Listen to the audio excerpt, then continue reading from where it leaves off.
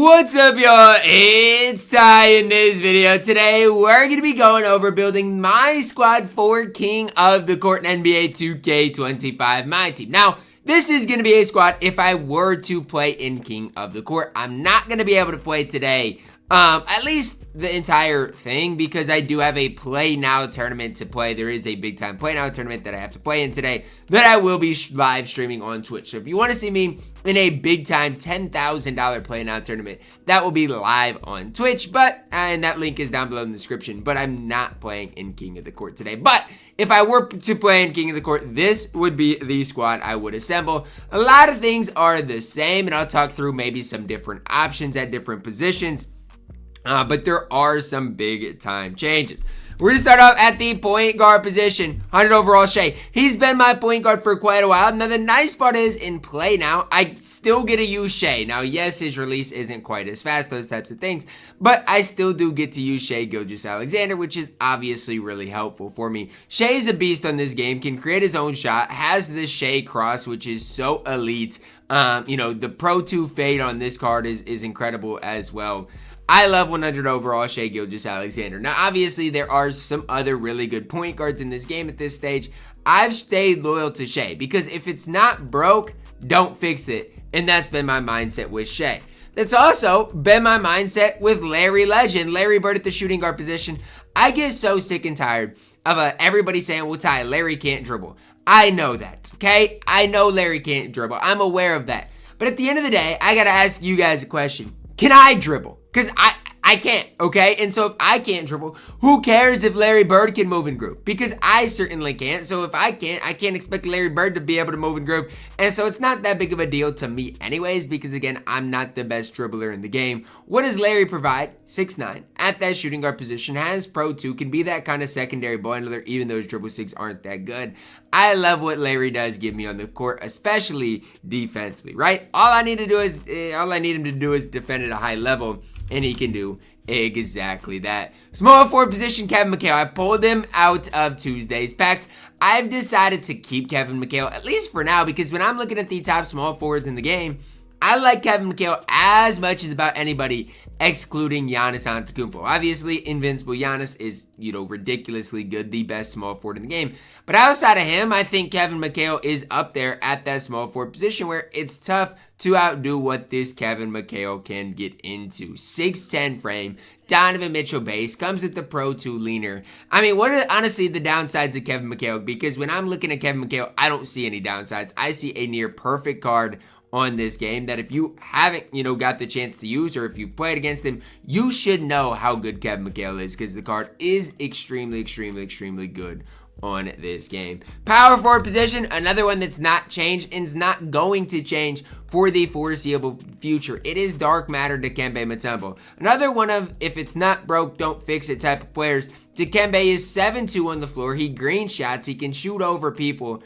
I don't get why more people don't hype up Dikembe Mutombo. I genuinely don't, because each and every time I use Dikembe, I walk away so impressed with the card. Like, I know he's not 100 overall. I know he's not, an invincible card. But Dikembe plays like it. His release is somewhat fast, somewhat quick. It's easy to time, easy to green. And again, when I'm looking at Dikembe Mutombo, how are people not just a mega fan of this card? Because he is literally Zeus on this game. So good. You could play him at center, and he's just as good at center as he is a power forward. If you're not a fan of Dikembe Mutombo, I don't know what to tell you, because the card is an absolute beast, an absolute stud. At the center position, 100 overall Yao is still on the squad. Picked him up, last week? He's been good for me. The thing for Yao is this, and I know I didn't win King of the Court last week. I think I played last week, yeah. No, he's not going to be, he's not going to be Invincible Wemby offensively. But Yao is 7'6". He's going to get nearly every rebound in the game for you. His release isn't necessarily Wemby good, but it's just fine. It's solid enough to use and compete with. Yao's just going to be Yao. He's going to do what you needed him to do on the floor. He's going to knock down shots. He's going to play solid defense. He is just going to do his thing. And if you're not a fan of Yao, I genuinely don't know what to tell you, because Yao Ming is an absolute beast on this game at that center position. And it all starts with the fact that he is 7'6" at that center position and a 100 overall. Heading to the bench unit.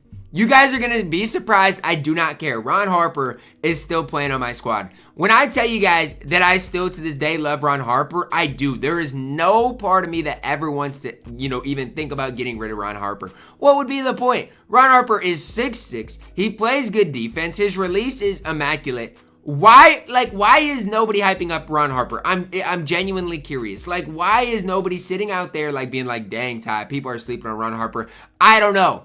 He's got a great release. He's got the Pro 2 leaner. Defensively, Ron Harper is off the charts good. Why are more people not talking about Ron Harper on this game? I may never know.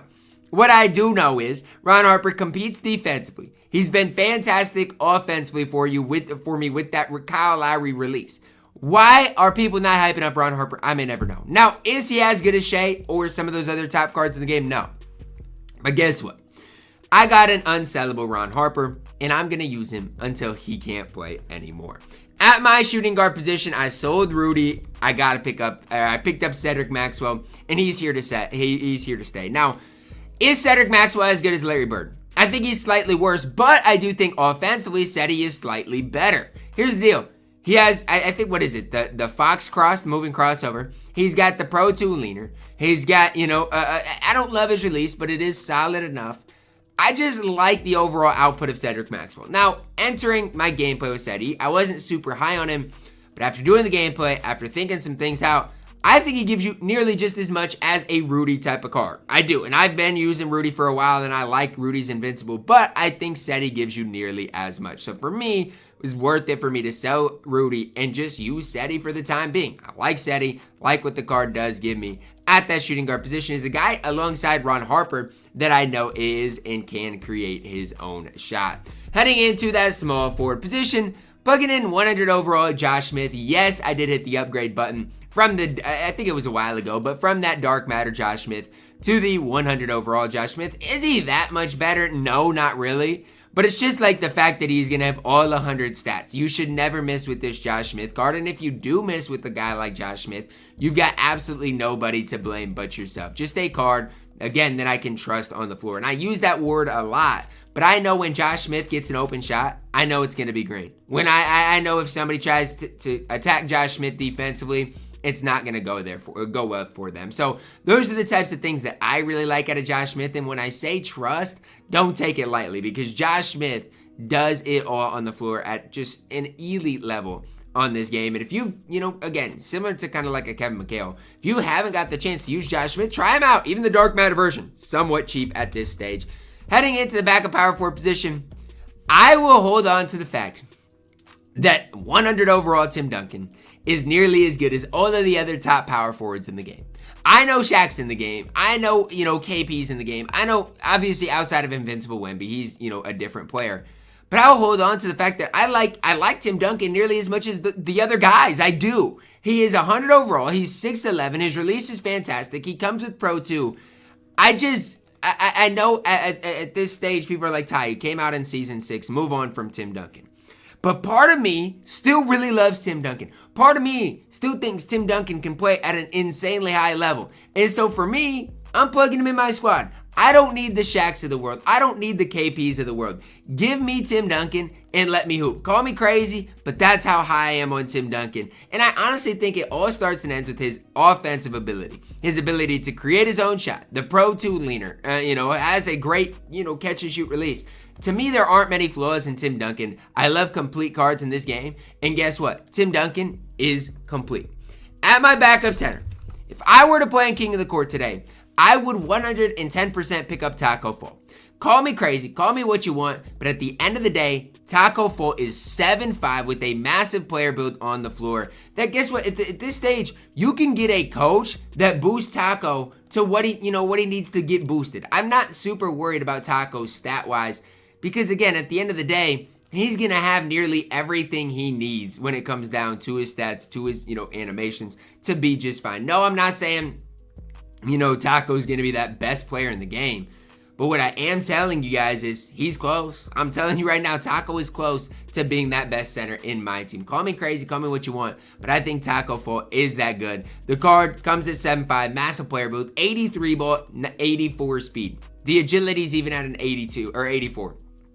Vertical is at a 78. those are things that people are going to be like, well, Ty, I wish it was a little bit higher. And I get it. And honestly, I agree with you. But it's not enough to, sway me off of Taco. I still love what this card gives you. If I'm with some of those extra legend badges, you're looking at one of the best centers in the game that can go out there and compete against the Wembys, against the Yaos of the world with no problem. Taco, the real deal in my team. This is the King of the Court squad that I would be going out there, into King of the Court with if I were to play today. Let me know your thoughts on it down below in the comments. Do you guys like Taco as much as me, or am I gassing Taco? Let me know. Are you guys a fan of Tim Duncan as much as me? And are you happy that I kept Kevin McHale? Let me know that down below in the comments. Again, I am live streaming my tournament. Hopefully I can win it today in play. Now, that's going to wrap it up. Drop a like on the video, guys. Subscribe if you are new, and as always, man, I love you guys. Have a blessed day.